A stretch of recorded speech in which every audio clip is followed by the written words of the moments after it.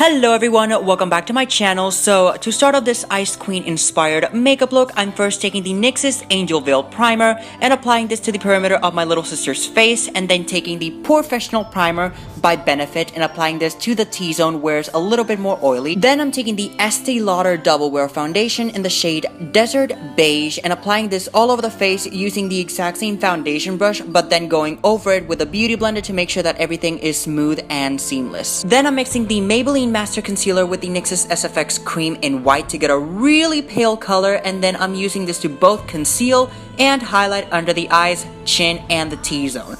Also, I'm dragging the concealer up the sides of her mouth, almost reaching the ears, and this is going to give the illusion of reverse contour. Then I'm taking a damp beauty blender sponge and just blending it all out. Then taking some regular setting powder and just setting the whole face so that the makeup doesn't smear or smudge. For most of this look, I'm going to be using the Blush Neutrals palette by BH Cosmetics, which is a very beautiful, gorgeous palette with pink colors in it, and I'm using the middle blush shade to contour her cheekbones and get some color in the perimeter of her forehead as well. Also using a little bit of the Rose Spritz blush from the Jaclyn Hill Champagne Collections palette, and using this to further intensify the contour and add a bit of shimmer to it as well, because it does have a really gorgeous gold shimmer to it. Also hitting the jawline with some of the blush as well. Then I'm bumping up the highlights by airbrushing Mehron Paradise Paint in White, which I watered down and poured into my airbrush and just blasted this where I put all the light concealer. Also using this to carve out the cheekbones and pretty much define all her facial features. Priming the lids using the NYX'S eyeshadow base in White, and honestly, I don't know why I did this because the eyeshadows ended up creasing a little bit afterwards, so I would really recommend using another eyeshadow primer or a base if anything, but we're going to move on to using the exact same blush we used to contour the face and applying this to the outer corner of the eye and blending it up through the crease until it touches the innermost corner of the eye socket where the brow starts, and then dragging it down the nose as contour.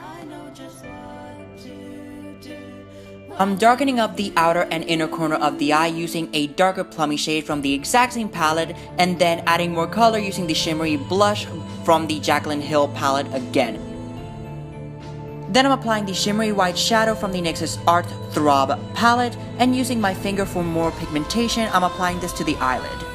Moving on to the bottom lids, I'm dragging all the shadows from the top lid all the way down to the bottom, leaving a little bit of space on the inner corner for another shadow later. Whitening down her brows with the NYX'S SFX Cream because we're going to be lightening them up with the Anastasia brow powder, and I'm mainly just filling them in rather than actually fleeking the brow. Highlighting the inner corner with the pearly white shade again, as well as use it to highlight her nose and brow bone as well using a dense packing brush.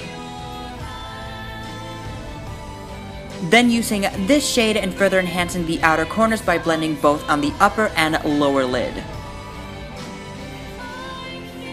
Using the NYX'S Jumbo Pencil in Milk, I'm applying this to the waterline to make the eyes look bigger and open.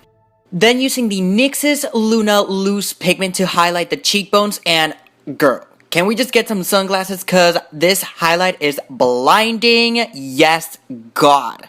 Then I'm taking Pinky Rose Cosmetics Saucy Liquid Lipstick and dabbing it lightly in the center of the lips, and with my clean fingers, I'm spreading the color throughout the lips to make them look a little bit tinted and like they have some color in them, and then gloss them over with Pink Satin by BH Cosmetics.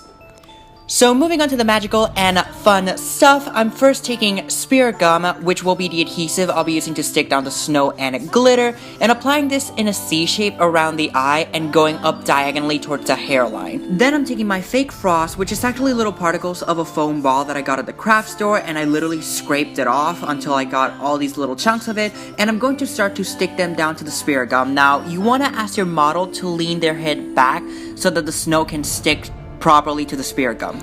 Afterwards, I'm taking White Cosmetic Glitter by Sally Girl Cosmetics, and with a fluffy brush, I'm just pressing it down onto the snow to add a sparkly and frosty magical touch. Then with Mehron Details Body Paint in White, I'm going to do these dots around the frost to sort of blend everything together. This is literally the completely destroyed foam ball, which ended up being the snow I used for this whole look, and now I'm coating the lashes with white and then moving on to finally covering her whole head of hair with the frost. Then finished off the look by covering her neck and chest lightly with white and contouring and highlighting as I did on the face.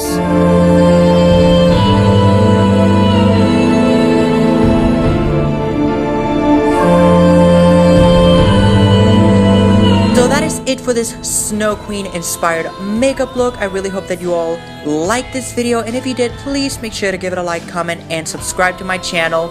Also, if you want to follow me on Facebook, Instagram, and Twitter, the links will be down below, as well as the list of products that I used in this video. I should mention as well that this video is part of a collaboration I'm doing with Pigeon Pie Art on Instagram, so you guys should definitely go check her out.